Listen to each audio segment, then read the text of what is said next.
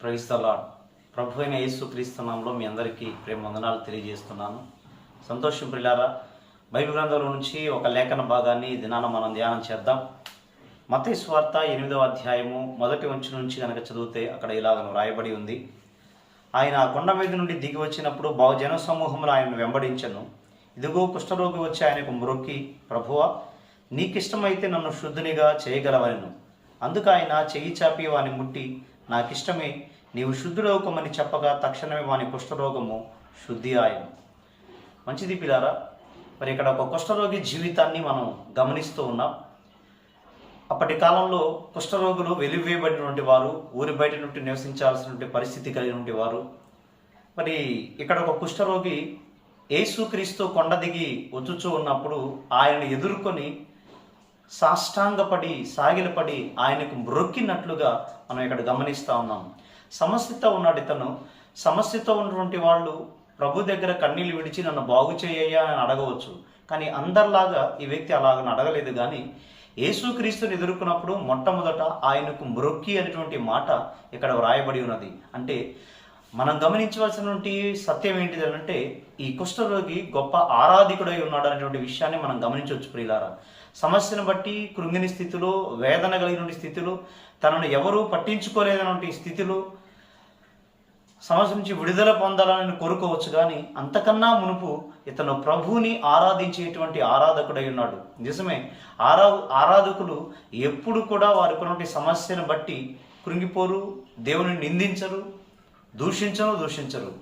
ఇక్కడ అతను ఆరాధించిన తర్వాత మ్రొక్కి అనేటువంటి మాట స్పష్టంగా ఉంది కనుక దేవునికి మొక్కాడు. తను ఉన్నటువంటి స్థితిలోనే, తను అనుభవిస్తున్నటువంటి బాధలోనే, తనకు కలిగినటువంటి ఇబ్బందిలోనే దేవుణ్ణి ఆరాధించేటువంటి వ్యక్తిగా ఉన్నాడు.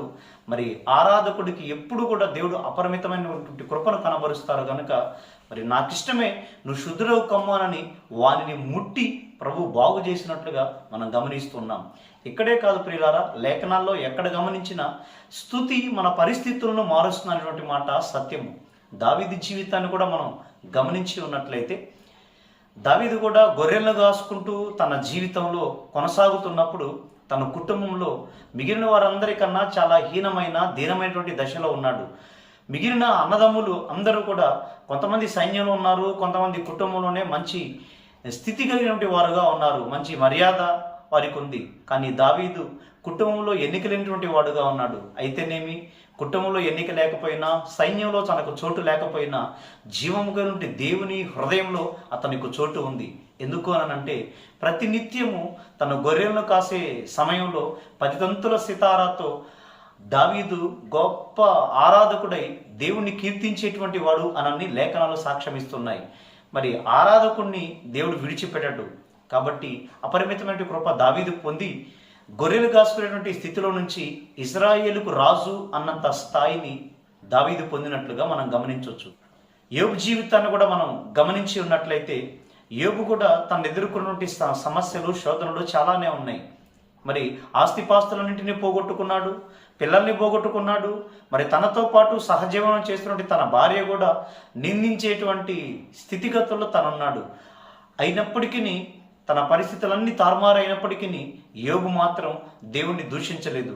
యెహోవా ఇచ్చను, యెహోవా తీసుకొనను, ఆయనకే స్తుతి కలుగునుగా కానని ఒక గొప్ప ఆరాధకుడుగా యోబు కూడా తన జీవితాన్ని వ్యక్తపరిచాడు దేవుని ఎదుట. ప్రియా సోదరి సోదరుడా, ఈ దినాన నువ్వు ఏ సమస్యలో ఉన్నా, వేదనలో ఉన్నా, ఇబ్బందులలో ఉన్నా, ఒకటి మాత్రం గుర్తించు, స్తుతి నీ పరిస్థితుల్ని మారుస్తుంది. నిశ్చయంగా నువ్వు దేవుని సమీపించి నాకు అది కావాలి, ఇది కావాలని అడగొద్దు. కానీ అంతకన్నా మునుపు ఆయనను ఆరాధించే ఆరాధకుడుగా నువ్వు కనుక మారగలిగితే తప్పకుండా నీ పరిస్థితులన్నింటినీ మార్చివేసి నీ జీవితంలో కార్యం చేయడానికి నా దేవుడు శక్తి కలిగినటువంటి వాడై ఉన్నాడు. ఆమేన్.